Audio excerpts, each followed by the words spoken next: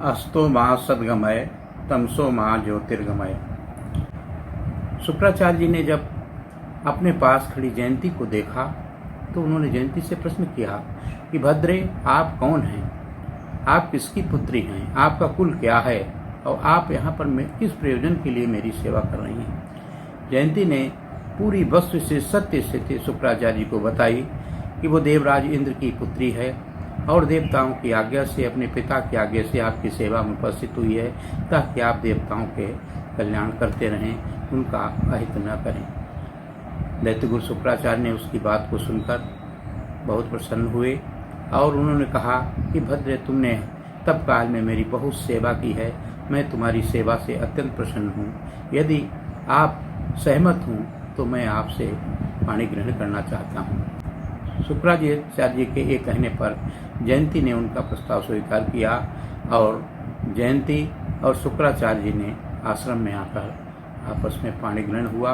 उस पाणी ग्रहण के उपरांत शुक्राचार्य जी 10 वर्ष के लिए अज्ञातवास में चले गए जयंती के साथ, और इस अज्ञातवास में ही शुक्राचार्य और जयंती के संयोग से देवयानी का जन्म हुआ। देवयानी अत्यंत सुंदर थी, उसका रंग श्वेत था, गोरा था, जबकि शुक्राचार्य और जयंती दोनों ही कृष्ण वर्ण के थे। ये बड़ी अनोखी घटना थी। शुक्राचार्य जी अपनी पुत्री देवयानी से अत्यधिक प्रेम करते थे। शुक्राचार्य जी के पास रहकर देवयानी धीरे धीरे बड़ी होने लगी। उसी समय देवताओं ने देखा कि शुक्राचार्य जी मृत संजीवनी विद्या को प्राप्त कर चुके हैं। अब इसका क्या उपाय है कि देवताओं को भी किसी प्रकार से मृत संजीवनी विद्या की प्राप्ति हो जाए। फिर उन्होंने अपने देवगुरु बृहस्पति से विचार विमर्श किया और विचार विमर्श करने के बाद सभी का निर्णय हुआ कि बृहस्पति के पुत्र कच्छ शुक्राचार्य जी के आश्रम में जाएं और शिष्य भाव से उनको गुरु मानते हुए उनकी सेवा करें और उनके आश्रम में रहकर मृत संजीवनी विद्या को प्राप्त करें। अपने पिता देवगुरु बृहस्पति की आज्ञा पाकर बृहस्पति कुमार कच्छ दैत्यगुरु शुक्राचार्य जी के आश्रम में आए। उन्होंने अपना परिचय देकर कहा कि मैं देवगुरु बृहस्पति का पुत्र कच्छ हूँ और भगवान आपकी सेवा में मैं शिष्य भाव से उपस्थित हुआ हूँ और मैं आपके आश्रम में रहकर आपसे सभी विद्याओं को सीखना चाहता हूँ, आपकी सेवा करना चाहता हूँ। यदि आप सहमत हों तो मुझे शिष्य के रूप में स्वीकार करें। शुक्राचार्य जी ने कहा कि ब्राह्मण, आप उच्च कुल में उत्पन्न हैं और बड़े मनोयोग से आप हमारे शत्रु दल के होने के बावजूद हमारे यहाँ शिष्यत्व भाव से आए हैं, इसलिए मैं आपको शिष्य के रूप में स्वीकार करता हूँ और आप आश्रम में रहें और हर प्रकार की हमसे शिक्षा ग्रहण करें। देवगुरु बृहस्पति के पुत्र कच्छ शुक्राचार्य जी के आश्रम में रहते हुए सभी प्रकार से आश्रम की सेवा करने लगे। आश्रम की गायों को वो सेवा करते थे, उनको सुबह खोल कर जंगल में ले जाते थे, उनको चराते थे, शाम को उनको लाते थे, उनको दूते थे और सब प्रकार से आश्रम का कार्य करते थे। दानवों ने जब देखा कि कच्छ जो है शुक्राचार्य जी के पास आकर मृत संजीवनी विद्या को प्राप्त करना चाहता है, तो एक दिन जब कच्छ गायों को वन में चरा रहे थे तो दैत्यों ने मिलकर कच्छ का वध कर दिया और उनके शरीर के टुकड़े कराकर जंगली जानवरों को खिला दिए। शाम को जब गायें अकेली वापस लौटी तो देवयानी ने पिता शुक्राचार्य जी से कहा कि पिताश्री, गायें आश्रम में वापस आ गई हैं, गोधूली की बेला समाप्त हो चुकी है, रात्रि हो रही है, लेकिन कच्छ वापस नहीं आया है। मुझे ये शंका हो रही है कहीं ऐसा न हो कि दैत्यों ने उसका वध कर दिया हो। शुक्राचार्य जी ने से जब उसने ऐसा कहा और ये भी कहा कि मैं कच्छ से अत्यधिक स्नेह करती हूँ, यदि कच्छ वापस नहीं आया तो मैं जीवित नहीं रह पाऊँगी। शुक्राचार्य जी ने देवयानी की ओर देखकर कहा कि पुत्री, चिंता मत करो, मैं कच्छ को बुलाता हूँ। उन्होंने मृत संजीवनी विद्या का प्रयोग करते हुए कच्छ को आह्वान दिया। आह्वान कहा कि पुत्र कच्छ आओ, पुत्र कच्छ आओ। इतना कहते ही मृत संजीवनी विद्या के प्रभाव से कच्छ पुनः पूर्व शरीर को प्राप्त करते हुए गुरु के सामने उपस्थित हुआ कि गुरुवर आज्ञा दें, मैं आपकी आज्ञा से आ गया हूँ। आज मुझे दैत्यों ने मेरा वध कर दिया था और मेरे शरीर के टुकड़े करके जंगली जानवरों को खिला दिए थे, परंतु आपने मृत संजीवनी विद्या के माध्यम से मुझे पुनः जीवन दान प्राप्त किया है। आप मेरे पिता तुल्य। इस प्रकार से बहुत काल बीतने के उपरांत जब दैत्यों ने देखा कि कच्छ तो पुनः जीवित हो गया है, तब उन्होंने कहा कि अब क्या किया जाए। एक दिवस जब कच्छ गायों को लेकर जंगल में गए तो उन्होंने पुनः कच्छ का वध कर दिया और उसके शरीर को चिता लगाकर उसके शरीर को भस्म कर दिया और उसकी चिता की राख लेकर मदिरा जो बनाई जाती थी शुक्राचार्य जी के पीने के लिए, उस शुक्राचार्य जी की मदिरा में चिता के राख को मिला दिया और वापस लौट गए। जब कच्छ कई दिनों तक नहीं आए तो देवयानी ने कहा कि बिना गुरु की आज्ञा लिए कच्छ वापस तो नहीं जा सकता अपने घर, इसलिए भगवान पिताश्री हो सकता है दैत्यों ने कच्छ का फिर वध कर दिया हो। मैं कच्छ के बिना नहीं रह सकती, मैं कच्छ से अत्यधिक स्नेह करती हूँ।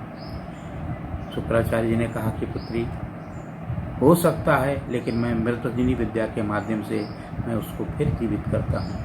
ये कहकर शुक्राचार्य जी ने मृतसंजीवनी विद्या के माध्यम से पुनः कच्छ का आह्वान किया कि पुत्र आओ, पुत्र आओ, पुत्र कच्छ आओ। ऐसा कहते हुए कच्छ उनके पेट के अंदर से बोला कि भगवान मैं तो आपके पेट में हूँ।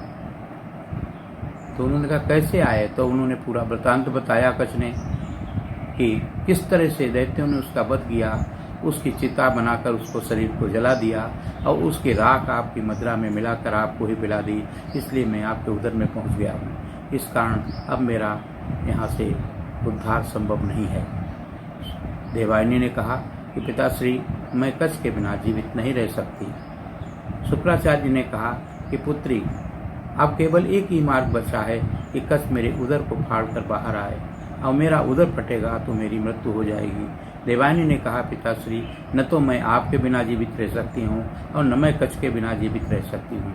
तब शुक्राचार्य जी ने अपने उदर में बैठे हुए कच्छ से कहा पुत्र मैं तुमको मृत संजीवनी विद्या का उपदेश देता हूँ, तुम्हें मृत संजीवनी विद्या सिखाता हूँ। मृत संजीवनी विद्या के माध्यम से मैं तुम्हारा आवाहन करूँगा और आप मेरा उदर फाड़ कर बाहर आ जाएंगे, इससे मेरी मृत्यु हो जाएगी। तुम बाहर आकर मृत संजीवनी विद्या के माध्यम से मुझे पुनः जीवित कर देना। कच्छ ने कहा कि जो आज्ञा गुरुवर। शुक्राचार्य जी ने मृत संजीवनी विद्या के माध्यम से कच्छ का पुनः आवाहन किया। कच्छ शुक्राचार्य जी के उदर का विस्फोट करते हुए बाहर आ गया और उसने देखा कि गुरुवर वहाँ पर मृत अवस्था में पड़े हुए हैं। उसने शुक्राचार्य जी के द्वारा सिखाई गई मृत संजीवनी विद्या के माध्यम से शुक्राचार्य जी को पुनः जीवित कर दिया। इस प्रकार से आश्रम में रहते हुए कच्छ वहाँ पर सेवा भाव कर रहे थे। उसी दौरान जब उनको मृत संजीवनी विद्या प्राप्त हो गई तब उन्होंने गुरु से आज्ञा लेकर अब वापस देवलोक जाना के लिए आज्ञा मांगी। जब आज्ञा मांगी तो देवयानी ने कहा कि कच्छ आपको मैं बहुत ही प्रेम करती हूँ और चाहती हूँ कि आप मुझसे पानी ग्रहण करें। कच्छ ने कहा कि ये कैसे संभव है, आप हमारे गुरु की पुत्री मेरी बहन है और मैं स्वयं शुक्राचार्य जी के उदर से उत्पन्न हुआ हूँ, इसलिए मेरी सहोदरा भी है। इस कारण किसी भी दृष्टि से हमारा आपका पाणी ग्रहण नहीं हो सकता।